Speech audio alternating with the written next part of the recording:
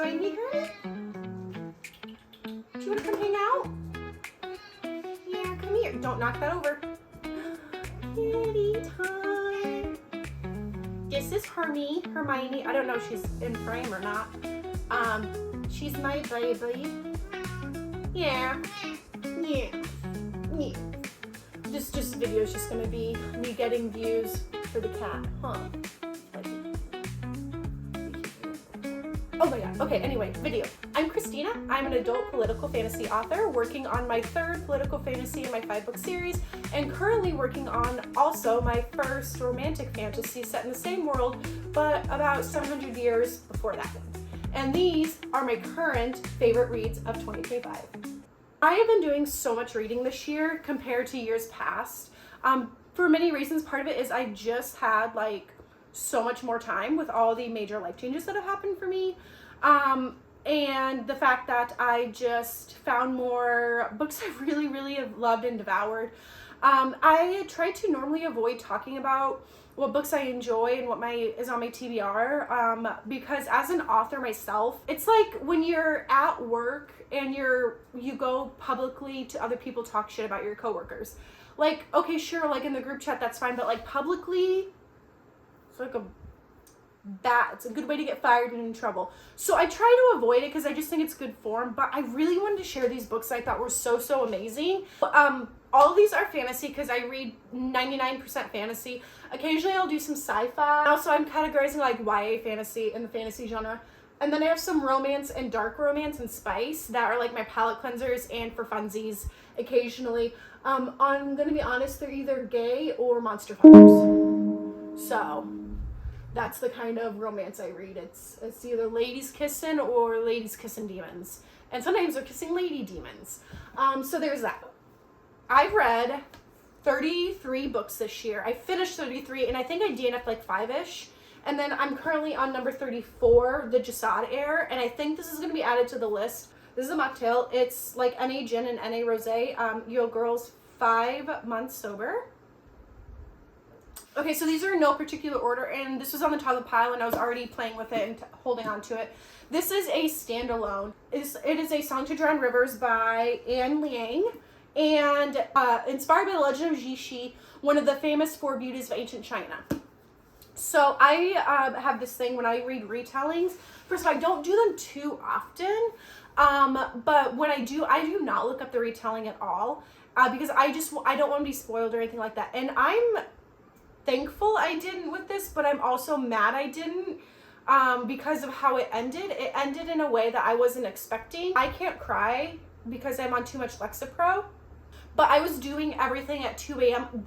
in my bed that was like comparative to actually crying. I was doing everything but shedding tears. I was heaving. I was like, I had the headache. It was like Christina Yang during the sedate me thing.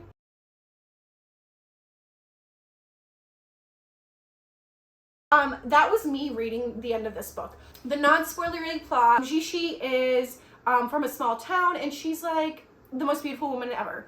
And that's all she's really known for and all people really care about for her. And I just gotta say, as somebody who grew up really ugly and is still like not a 10 out of 10, I kind of get annoyed when pretty people are upset about being so pretty.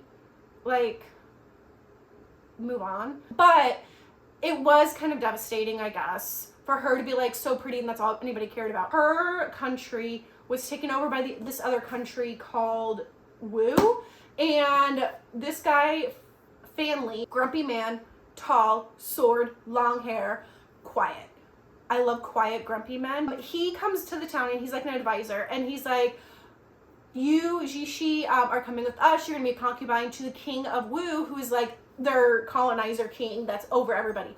She finds out, and this is, again, not non-spoilery, actually, we're gonna use you to trick the king of Wu, make him fall in love with you, seduce him, and get as much information as you can get from him. So we can take him down and take back our country. And along the way, as she's like learning about like being a concubine and learning the ways of court, because she doesn't understand all the ways of court and how to act, Fanli and her start falling in love. It's just very like yearning. I love a good yearning. And there's yearning on both ends. She starts spying for the king spying on the king, getting the revolution information, and something that I found was a common theme amongst all of my favorite books this year. All of them had something to say about revolutionists and how corrupt individuals who are just as bad or worse than the current oppressor can be the ones promising change but be making it worse in the end. I can't explain what that means in this book because there's a huge spoiler. I'll explain it better with these. So anyway, so she starts spying on the king. The revolution stuff kind of starts thanks to her. Shit hits the fan really, really bad, and then as the words say on the back, it's devastating. Yeah, I'm just really sad. This book was so great. I really will look for more from this author. 5 bajillion out of 10. I hope some of that made sense. Next one is we're gonna do Spark of the Everflame. I read this in like April or May, and then I've actually already read the second one, which is back here.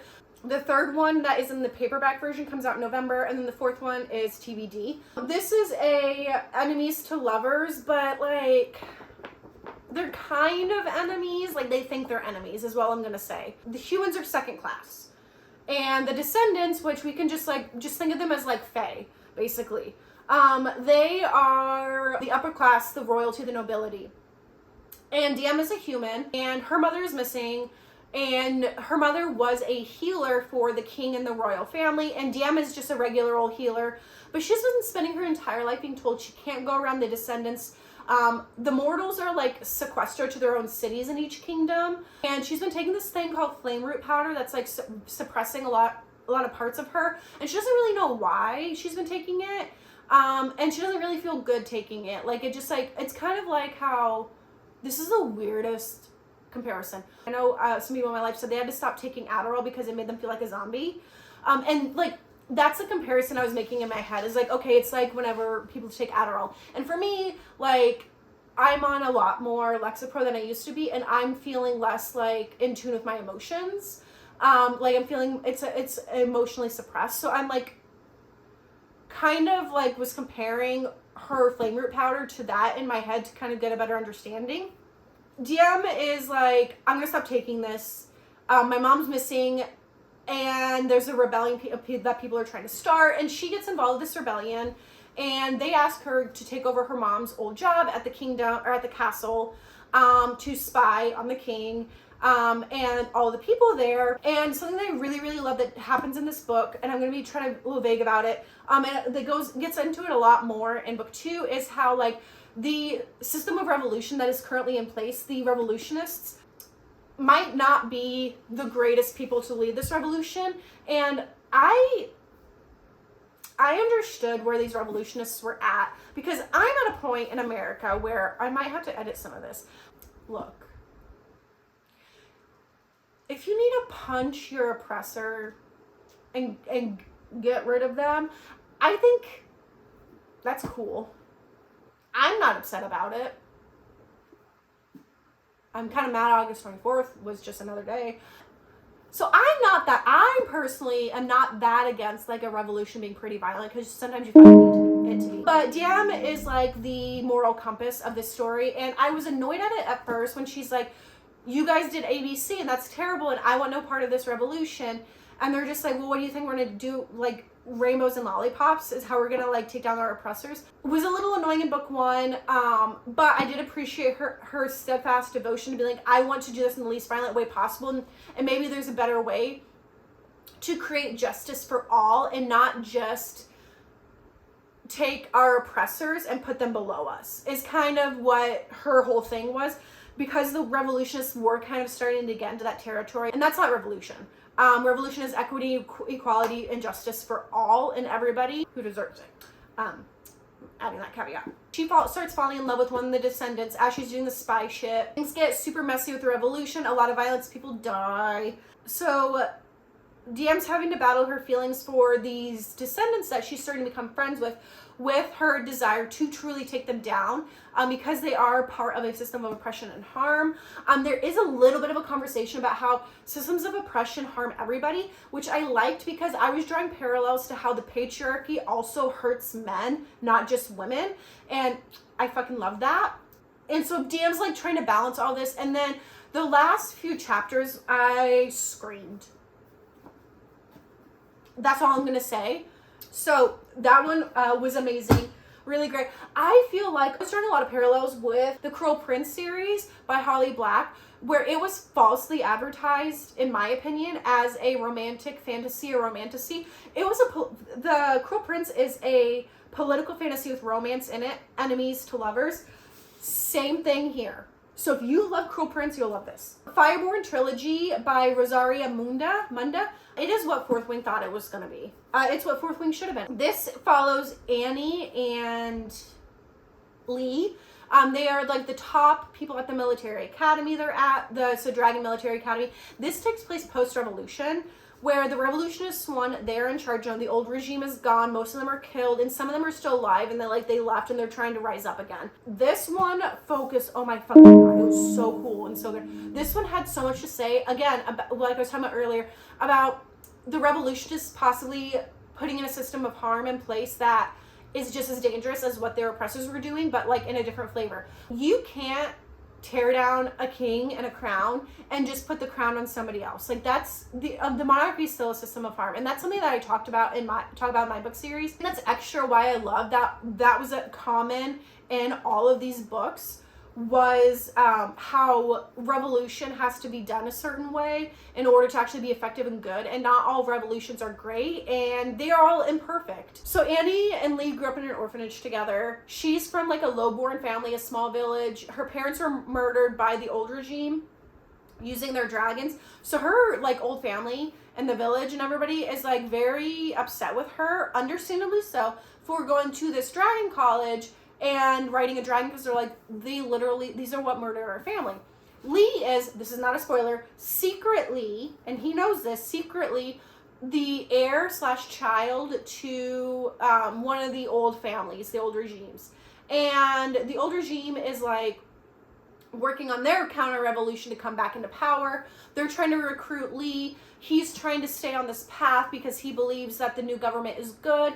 So does Annie. But then the more they get involved in the new government and the closer they are to graduation, the more they're like, basically, oh, these are fascists too. It was so good. It's a trilogy. It's YA. I think they're like 17 in it. I'm very slowly going to finish the trilogy because I don't want it to end. The last one I want to talk about, these are two authors. So Aparna Verma wrote The Phoenix King Book 2. The Burning Queen is out in November. That is not soon enough. It should have been out at the same time as this because I'm mad. Sabbath Tahir, Ember in the Ashes. These are two authors I'm terrified of. I'm telling you right now. I'm scared of these women. I don't trust that anybody's going to live in these books at all. They're probably not going to, and it scares me. This is a Desi fantasy. Holy shit. It was so good. I love it. I love Desi-inspired fantasy. The Phoenix King basically encompasses feminine rage and the rage of the oppressed. Elena is the epitome of, I'm not your fucking hero, so don't make me into one. She literally burns people to death because they pissed her off and did these terrible things. She's supposed to be the heir. She's going to get coronated because, like, her dad's alive. At a certain age, the crown passes to the next one, but she can't control her fire magic that she's supposed to control. And there's a lot of religious propaganda in there that I think is really interesting. Yasin Knight is an assassin who's very famous. He's pretending to not be who he is. I sped read this so fast, so I can't exactly remember that part of how his identity was hidden. So he comes to be like her bodyguard. Her father believes like he knows who Yasin is and that Yasin is this bad guy. Elena and Yasin start falling in love. She's actually engaged to his like BFF, his best friend, who has this big army from the enemy kingdom. So war is like on the horizon, and people are getting very, very restless. Religious cultist extremists that are like on behalf of the crown, causing mass atrocities to help keep control over ravens. Yeah. And that's sparking more anger amongst the people. This one is so hard for me to remember what's a spoiler and what's not. That's why I'm struggling to like summarize this. This war is about to happen. Elena is stressed the fuck out because she can't access her magic. She needs to access the magic. Her dad is kind of going off the deep end, like fire magic madness. And so she's trying to deal with that while also falling in love with Yasin, who she knows she's not supposed to fall in love with. Being engaged to this other guy that is just meant to be like a political alliance between the kingdoms. And shocker to none, war does happen. And she literally burns people out of rage. And why are we not doing this more? I am so scared. I think Yasin's gonna die. I'm gonna be honest. I think he might die. I hope he doesn't, because I'm gonna be really pissed off. Especially because I'm rooting for a white blonde man. Y'all gotta be rooting for him for that to not die. I hope it turns into like a Polly Y2's thing. I could talk about the book for way too long, and I can't because of spoilers. Ember in the Ashes. This one I have a lot of emotions about. This is a complete series. So I'm poor right now, and I can't afford to get the rest of them right now, and I'm really, really pissed off about it. So Leia is the main female character. Her parents died. They were leaders of the revolution that's like gone underground. Her brother, she thinks, is part of the revolution, and she's like really worried about that. Like gets taken and sent to prison. She's like, the only people that can really help me in this is the revolution that my parents led. So she goes and she finds the revolutionists, and again, huge conversation throughout this book, and I hope it continues for the rest of the series. God, I'm trying not to spoil it so bad. I'm just gonna say the revolutionists in this from the jump, you're like, I don't know if you're actually a good guy. I don't know if you guys are actually good people and the right people to be in charge of a revolution, and if you have nefarious intent. So many people in this book pissed me off. The revolution should have been. They should have said, oh my God, your mom and dad were like our leaders who were murdered, and your brother is in prison because of us. So yeah, we will go help you get your brother out of prison. They should have done that. Do they? No. They're like, cool, so we're going to make you... This pissed me off so bad. We're going to send you to this military school as a slave to the headmaster. I don't remember what her actual title is. She's very cruel. She's terrible. She'll probably kill you, by the way. And she's going to beat you. And we're going to have you be one of her slaves so you can spy on her for us and give us information. And while you're doing that, that information will maybe like help us find your brother. But while you're doing that, we'll go try to get your brother out of prison. Super fair deal. So fair. So she's like, fine. Goes and gets massively traumatized by this bitch. I hate that woman for many reasons. She, at the school, meets Elias. Elias is a soldier. Non-spoiler, his mom is the headmaster. They don't like each other. She's a bitch. I do not believe in being for all women because I am not for this bitch. I hate her so much. This is why I said this for last, because I have a lot of emotions about it. So Elias, it kicks off. He wants to defect and run away and not be a part of the Martial Empire. He's like, no, I'm going to actually defect and run away. These magical guys that are like seers who are secretly in control of a lot. They kind of like the Illuminati, I guess, but not. They come to him and they're like, hey, actually your fate is really intertwined here. You can leave and go like be free and run away and always be on the run for the rest of your life. Like you're planning on it, even though we shouldn't know this because you told nobody, but we have magical brains. Or you can stay here and face what's next, which is your true destiny will actually change the empire. Leia and Elias' stories merge very quickly together. It's enemies to lovers, but once again, they're not really enemies, in my opinion. They think they are. Oh my God, so much I want to say is a spoiler. Things get very bad. Okay? They get really bad, and I get really, really stressed.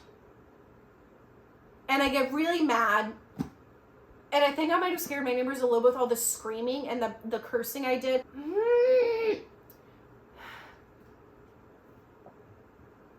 I can't say anything else. It's all spoilers. I have so much to say, but If I had to pick, read these two. Please read these two. I need friends to talk to about these books, okay? That's my thing. Dang, if I was capable of tears, I'd be teary-eyed right now, but I can't because of Lexapro. I'm very scared of these two authors and what's gonna happen. Oh, my rice is done. Like I said in the beginning of the video, unless I cut that part out, the Jasad Air, I'm halfway done with it. It's gonna be added to the ranks unless something terrible happens. This is another enemies to lovers. Yeah, I have a type. Another grumpy, quiet, irritated man. Yes, I have a type. Just real quick for my Love and Deep Space Goilies. I know this isn't a completely accurate description. Aaron, the male love interest in this, who's like one of the bad heirs, this is not the most accurate description of him, but when they described him, Dark Knight Xavier is exactly what I'm imagining in this entire book. And when I tell you what, Xavier was number 5 on my ranking list for Love and Deep Space. This book made him jump to 3. He's tied with Raphael at number 3 right now. Sorry, Silas, you're like at the bottom again. I'm sorry! I just am imagining Xavier in this, and it's doing things. So once again, these are my... Hold up. Oh, this is a thumbnail. Oh my god. I have been sleep deprived lately, and it's showing. It's showing. This is gonna be so fun to edit. So these have been my favorite books of 2025 so far, and they're all about angry women and tearing down your oppressor and committing revolution in a messy way, and also committing war crimes. Goodbye!